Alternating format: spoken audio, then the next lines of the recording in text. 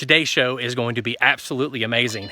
I just walked out of Cumberland Caverns outside of McMinnville, Tennessee, but the episode actually starts in northern Georgia. So you're gonna get 2 episodes today for the price of 1. I hope you enjoy it. I'm Bill Marion, this is A Nose for Life. And today we explore caves.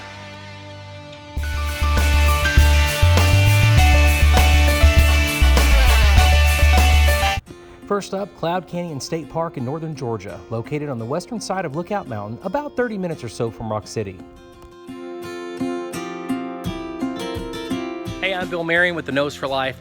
I'm at Cloudland Canyon State Park and I've never been here before. So come with me, let's see what it's all about. It's a peaceful trip across Lookout Mountain to Cloud Canyon State Park. There's a $5 fee at the gate, and after entering the park, we found this gift shop that's primarily for hikers and campers. I love Georgia state parks. I want to do an entire video on Georgia state parks, but that's for some other time. So this really isn't a gift shop. It's more like a last-stop shop for campers who either forgot something or would rather have something else. But almost immediately, I recognize that there are a variety of daily activities for anyone who wants to participate.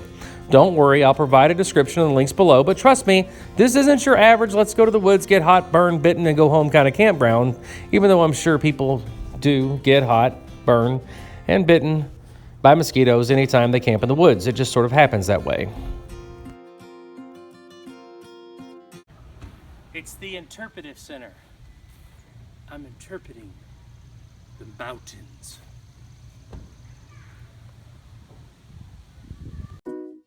There's no real way to describe the Interpretive Center, but it reminds me of a camp information and activity center.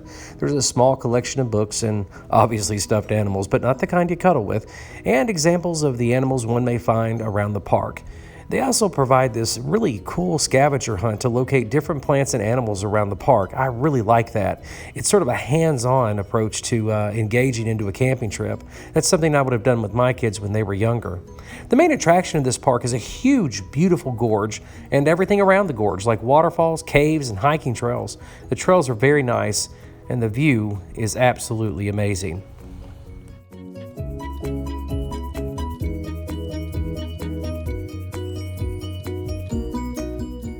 The elevation around the gorge varies. In some places, the elevation is around 800 feet, but in others, it's just below 2,000 feet. This area is the southernmost point of the Cumberland Plateau, and it's unique in that it's rich with sandstone, and just like other areas of the Cumberland Plateau, that leads to some pretty awesome rock formations.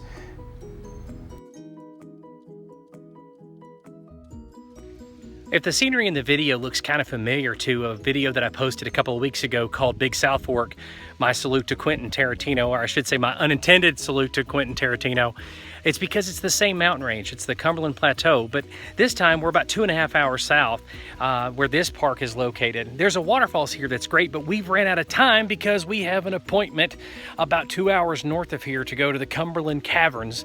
It's still on the Cumberland Plateau, but again, it's about, or just on the other side of the Cumberland Plateau, about 2 hours north from here, just outside a small town called McMinnville, Tennessee. We followed Google Maps, which eventually took us down Lookout Mountain and back into the Tennessee Valley. You know what they say when it comes to directions, Google knows best, and I was pretty happy with the route. It directed us down some breathtaking 2-lane roads with beautiful farms and an antebellum home. It was like stepping back in time, but the road just kept going and going, and where am I? When you come to Cumberland Caverns, there's an entire stretch of highway on Highway 8 just outside of McMinnville, Tennessee, where there's no cell service, which means there's no GPS, which means you can get lost in the middle of nowhere trying to find Cumberland Caverns. Bring a map.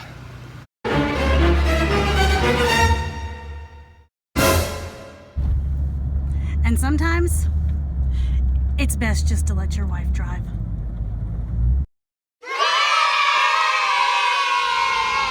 So Carol and I finally made it to Cumberland Caverns.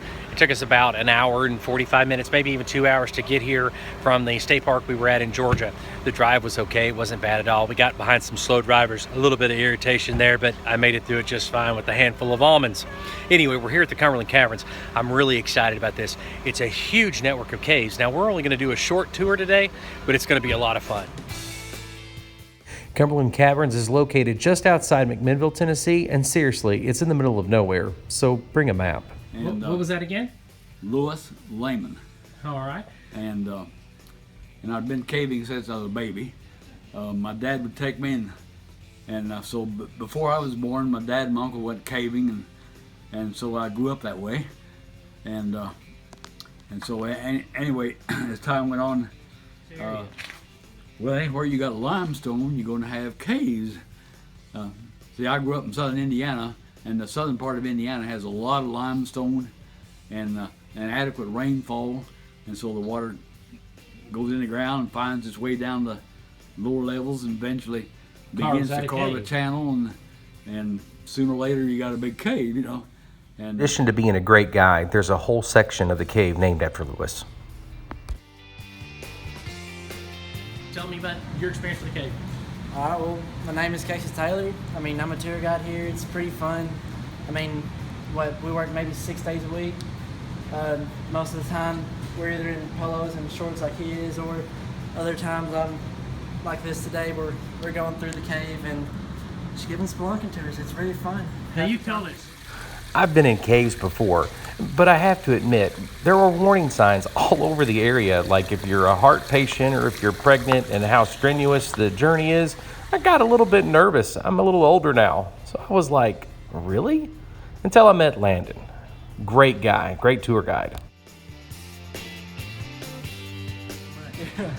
All right, tell me about yourself. Hello, I'm Landon Lopez. I've been a tour guide here off and on for about 5 years. I go to the University of Memphis during my free time.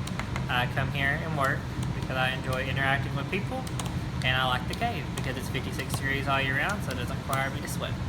So I like that.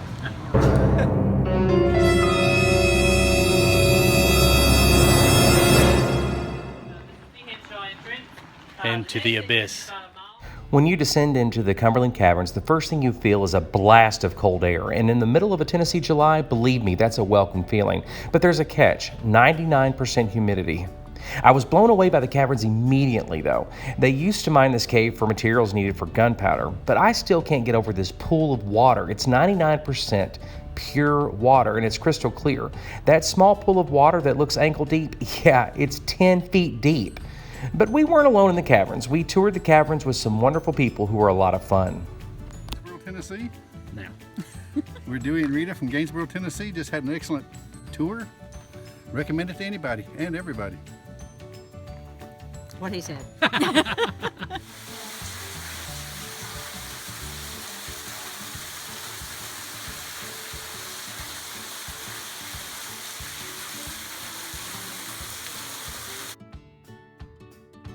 One of the funniest things that our tour guide showed us in the cave was somewhat of a conspiracy.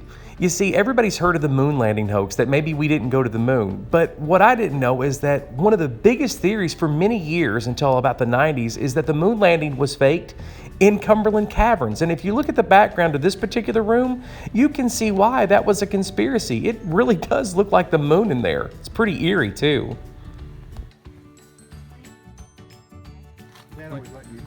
Hi, I'm Sissy Potter. I'm from Rising Sun, Indiana. And this is my cousin, Donna.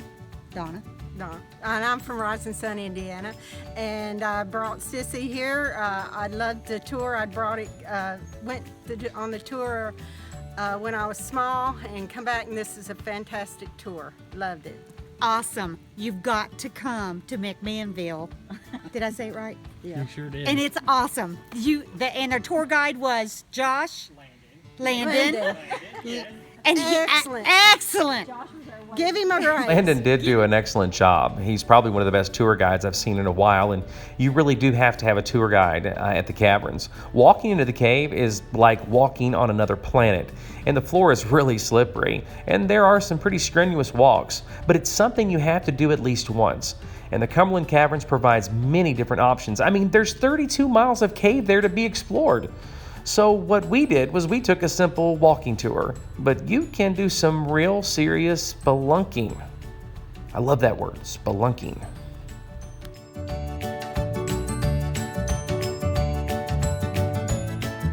Well, the caverns are definitely beautiful, mysterious, and a welcome step away from our normal environment. This particular passageway coming up is the one that was discovered by the older gentleman at the beginning of the video by the name of Lewis when he was 15 years old. And that's amazing. I couldn't even locate my car keys most of the time at 15 years old. But people are drawn to caves. And people have been exploring the Cumberland Caverns since, well, at least 1820, when a person by the name of Doak carved their initials, or rather burned their initials, into the side of the cave. I wonder who Doak was. Anyway, the cave hasn't escaped some controversy. About midway through the tour, there's this amazing light show, and it used to have this sort of merging of science and Christianity, a place where they could sort of get together and talk. It was a great light show, and a lot of people are disappointed that they've changed the show. Apparently, the cave's under new management. Set. The only thing I hated was they didn't do the Christian part that Donna talked about when she was little. I didn't get to experience it because this is my first time here, and I wish I could come back and bring my kids, my grandkids sometime, and see it. Okay? And that's probably because the cave is under new management. They do things like concerts now in the cave, and they have beautiful and amazing chandeliers that hang from the ceilings. They have raves now in the cave, you know, glow sticks and all. And of course, there's been facilities added for cave women and cave men. Get it? See what they did there? Cave women, cave men, underground. Okay, it was funny when I filmed it. But anyway, they have some amazing concerts. They have bluegrass concerts. They have heavy metal concerts. You know, it kind of scares me. In a cave with heavy metal, I mean, I play heavy metal. I play guitar. I like music, but it would kind of scare me. The vibrations going off the wall, but it would be kind of cool looking. We had an amazing time at the cave. But now let's check in with Carolyn for just the facts. So how much did it cost us to get inside? It was $22 per person. Maybe might have been $22.50. But Was it worth $22.50? We were in there for about 2 hours, hour and a half to 2 hours. Yes. And there was a lot of physical activity, but so was it worth $22? Absolutely, absolutely, every bit of it. So you would recommend it to somebody who's never been in a cave? Yes, definitely. It's a great cave. There's a sign on the way in talks about how strenuous it is. Do you think it's strenuous? Was it? The trail that we did, I don't think was too bad at all. Seriously, couple of steep steps, nothing bad, and the steep steps had the railings to hold on to, so it wasn't dangerous or. But we haven't done the other. They have 3 levels, if I'm not mistaken. Some where you actually like get Would on, you do it crawl again? through. Would I do the regular one again? Yes, absolutely. All right. Well, there it is. That was my wife, Carolyn. I'm Bill, and this has been A Nose for Life. I really hope you've enjoyed our video today, and we can only grow with your help. Please share this on your social media platforms. Hit that like button, subscribe, and we're going to make plenty of videos for you over the coming months. Thanks again.